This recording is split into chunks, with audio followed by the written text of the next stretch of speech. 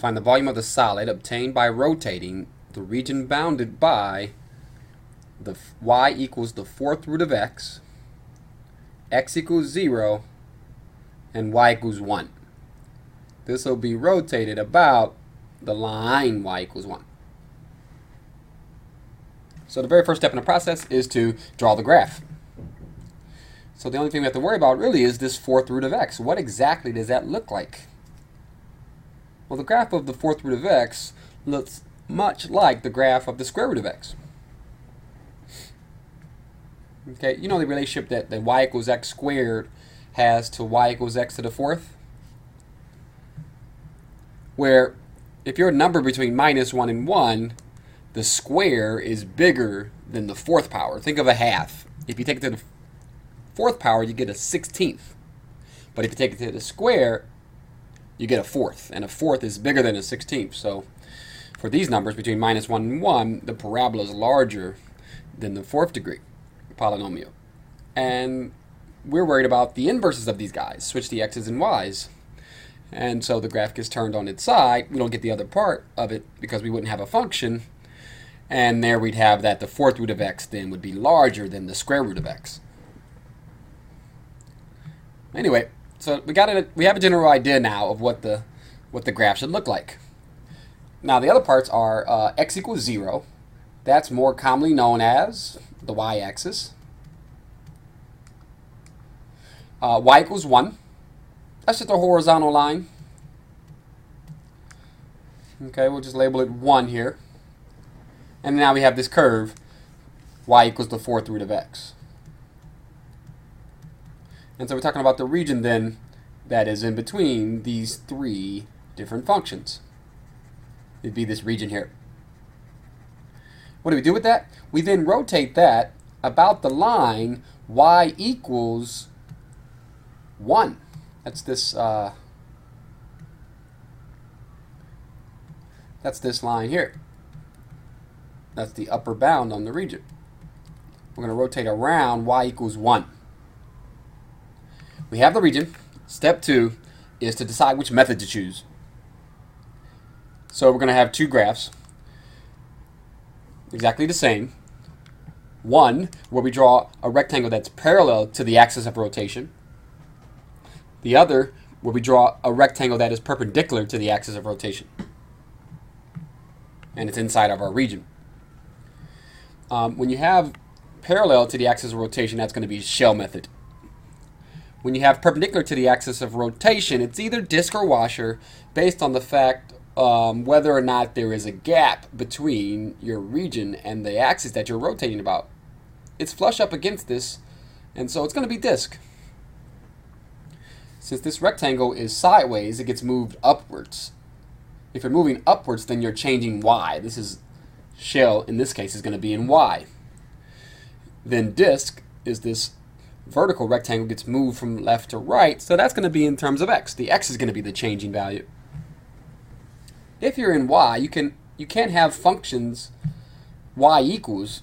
Everything has to be formulas on y. So we just invert this, take the fourth power of each side, and we get that x is the fourth root of the fourth power of y.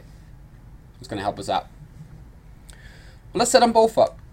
So the formula for finding volume with the shell method is 2 pi times the integral from some low point to some high point, in this case when we're changing y, where we have the radius and the height. So how do you get the radius? You attach the rectangle to the axis of rotation. That distance there is the radius. Well, how do you get the height? It's just how tall the rectangle is. In this case, it's this left to right distance here. And so we need this radius value, but it's removed away from the x or the y axis. When you have a distance that's removed away from the x or y axis, you must somehow be subtracting. And so we have this radius and height defined. And what we have to do is take this distance that takes us from the x-axis up to the axis here, 1. And from that, we need to subtract the distance that takes us up to the rectangle. And this is the distance off the x-axis. The distance off the x-axis is more commonly known as y. So the radius then will be the 1 take away the y. That's how large that's going to be. 1 minus y. The height happens to be this distance off of the y-axis.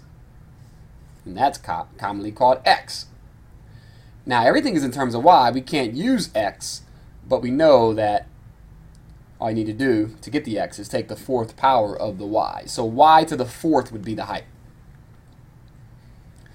And then the only mystery at the end is to figure out what's our limits of integration. We have a low point, although it might not look like it on this drawing, of 0, and a high point of y equals 1. So now we have it all set up. In order to find volume with shell, we take 2 pi times the integral from 0 to 1 of 1 minus y, the radius, times y to the 4th, the height. We're integrating with respect to y. Seems like a very doable integral. Let's take a look at what the disk would give us. The formula for disk is pi times the radius squared. And the radius, in this case, when you're doing disk, the radius is basically how tall the rectangle is. And just like we saw in shell, when we were moved away from the x or the y-axis, we have to take and subtract some solid distance here from some changing distance. This is that 1 again, and then this height is that y again. But we can't use y because we're in x, so we take the 4th root of x as this distance that gets subtracted away from 1. That's our radius. Well, how about the limits here? This guy starts at a low point of x equals 0, and you're done at a high point of x equals 1. Okay, so we have the setup for the volume for disk. We have to take 1 minus the 4th root of x, that radius, and we have to square it. Well, it's not too bad. And we go from 0 to 1, and then we only have a pi on the outside, and this is an integral in x. So let's go ahead and perform both of these calculations. Why not? And verify that we get the same thing. Usually, you only do one, but I just want to show you that since these are both doable, let's go ahead and do them both. So let's perform the calculation. Step 3. Let's take the disk method first. The algebra that's difficult with this is just to square out 1 minus the 4th root of x. Let's visualize it. We have to FOIL out 1 minus the 4th root of x. So 1 times 1 will give you 1. And then we have minus the 4th root of x minus another 4th root of x. That'll be 2 of those 4th roots of x. And then finally, you're going to have the 4th root of x times the 4th root of x. Okay, that's x to the 4th times x to the 4th. And what that's going to be is you add these up and you get a half. So we have 1 minus 2x to the 1/4 power plus x to the 1/2 power. That's what we're integrating from 0 to 1. So we go ahead and find our antiderivative using the fundamental theorem of calculus. The antiderivative of 1 is x. The antiderivative of x to the 1/4 is x to the 5/4 times 4/5 instead of dividing by 5/4. And we have to take and double that. And then the antiderivative of x to the 1/2 is x to the 3/2 times 2/3. And we integrate and we evaluate that from 0 to 1. And don't forget the pi is also on the outside. We really have to only focus on the 1. We get 1 minus 8/5 plus 2/3, thankfully, because the limits of integration are reasonable. And we have 0 for the lower limit. Common denominator is 15. We have 15 when we times by 3. We take away 24 when we times by 5. We add on 10. That's all over 15. And there's a pi on the outside. Final answer then, 25 take away 24 is 1/15. So pi over 15 is your answer. Okay, let's verify it by working out the other calculation. This is a much easier integral because the algebra, we don't have this algebra problem that we had here. We just take y to the fourth and distribute it. We get y to the fourth minus y to the fifth. We integrate from 0 to 1, 2 pi on the outside because it's shell. We get y to the fifth over 5 minus y to the sixth over 6th.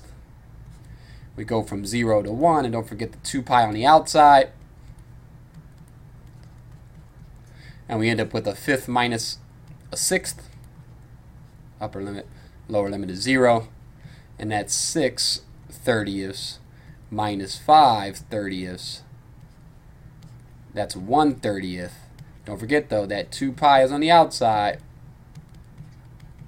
And that's how we end up with the same answer, pi over 15. Okay, so you decide which one is better.